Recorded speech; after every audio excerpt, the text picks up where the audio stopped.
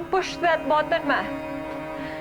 Kung ayaw niyo ako makausap at hindi niyo tanggap yung magiging apo niyo sa amin dalawa ni Bernard, then sabihin niyo sa akin. Hindi papatayan niyo ako ng phone.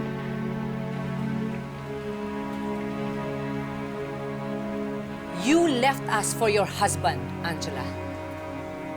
As far as I'm concerned, wala na akong anak at wala rin akong magiging apo.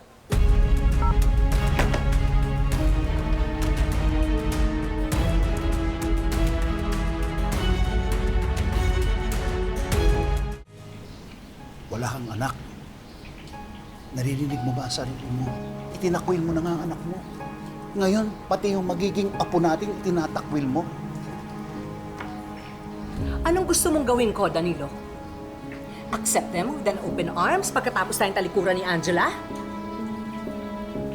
Let me just remind you, she abandoned us. Ano? She abandoned us? Eh tayo nga umabandon na sa kanya. Hindi tayo pumunta sa kasal niya. O, pinigilan mo nga ako eh. Hindi ko naihatid at inihabili ng aking anak sa mga papangasawa niya. No. Pinagbigyan kita noon. Pero ngayon, I'm going to do what I want. Pupunta ako sa anak ko. Bahala ka na kung sasama ka o hindi.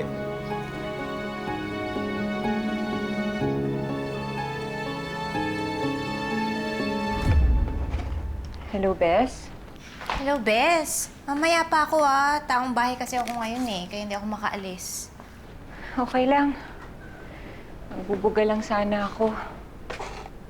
Oh. Bakit? Ano nangyari? In-invite ko kasi si Mama at si Papa sa birthday ni Bernard. Akala ko kasi after 2 years matatanggap na nila ulit si Bernard eh. Hindi pa rin pala. Bes, sinabi mo ba na buntis ka? Kasi mga lola, nagbabago yan pag nalaman nilang magkakaapo na sila. Sinabi mo na ba sa kanya na buntis ka? Kasi mga lola, nagbabago yan pag nalalaman nilang magkakaapo na sila. Bes! Nandiyan ka pa ba? Oo. Naalala ko lang yung panaginip ko kasi ganito rin yung takbo ng conversation natin pero nasa coffee shop tayo nun. Talaga? Good news yan, Bes. Good news? Paano good news? Kasi iba yung nangyari ngayon sa panaginip mo. It just proves na hindi lahat ng panaginip nagkakatotoo. Hindi mangyayaring aksidente ni na Bernard. Correct! Pero, Bes, mag-ingat ka pa rin Nakaalis ka na kasi nung nag-message sa akin si Gretchen. Si Elton. Kasama raw siya sa mga nakatakas sa provincial jail kahapon. Si Elton daw. Nakatakas sa kulungan.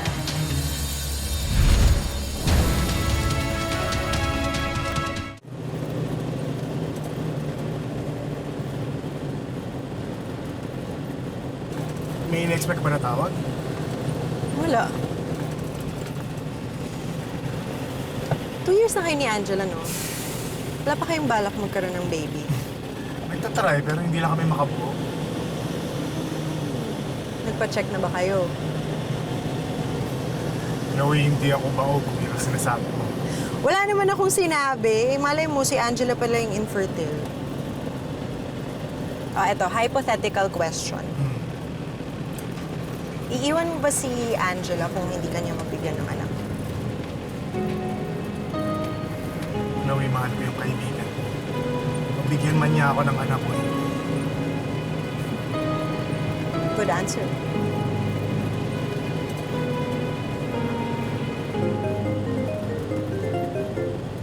Akala ko wala kayo na-expect na tawag. I don't think this calls for me.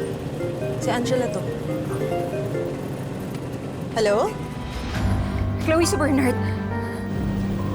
Love! Yes, nandito ako. Ano yun? Nasa highway na ba kayo? Nandito kami sa Ramirez Street. In 30 minutes, love, pauwi na kami. Anong sabi mo? 30 minutes? Yes, 30 minutes. Yan kasi yung sinabi mo sa panaginip ko eh. Angela, alam mo ba na yun yung sasabihin ni Bernard bago siya magsalita? Or naisip mo yung panaginip mo kasi narinig mong magsalita si Bernard? Ano? Anong gusto mong sabihin? Anong point mo, Chloe? Wala, inisip ko kasi baka deja vu lang yan. Deja vu lang yung na-experience mo. Akala mo nangyari na yung isang event na kakatapos lang. Chloe, alam ko yung deja vu. Kanina pa tong umaga. Simula umaga nararamdaman ko na to. Pwede ba yung mangyari? Yung paulit-ulit kong na-experience lahat? Sige, love. Love, wait lang ha. Malapit na kami dyan. Antayin mo na lang kami.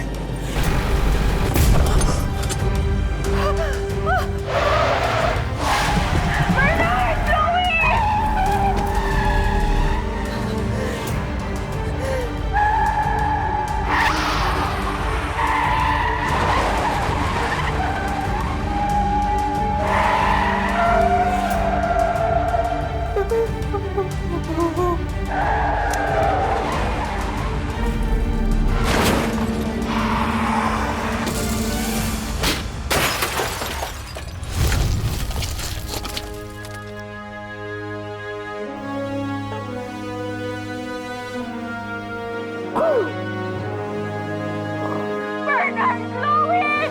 Chloe! Sumagot kayo! Sumagot kayo! Bernard! Bernard!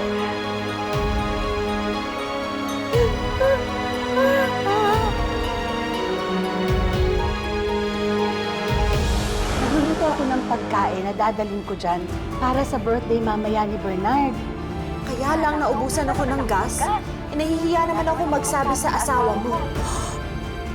Hello? Na-echo ba tong linya natin? Sorry, Mrs. We did everything we could. Hindi ko makayaning ma-experience yun araw-araw. Parang nagiging matatag ako, nagiging matapang ako, pero hindi ko to kayang gawin habang buhay. Time loop. Yung para sa mga movies, yung umuulit-ulit ang araw kasi trap sila sa time loop.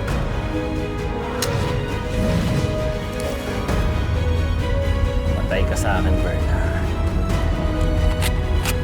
Kung pwedeng ma-aksidente ulit si Bernard, pwedeng mamatay ulit siya. Andito kami! Andito kami, Bernard! Itabi mo muna yung sasakyan! Si Angela yun, tsaka si Jessie.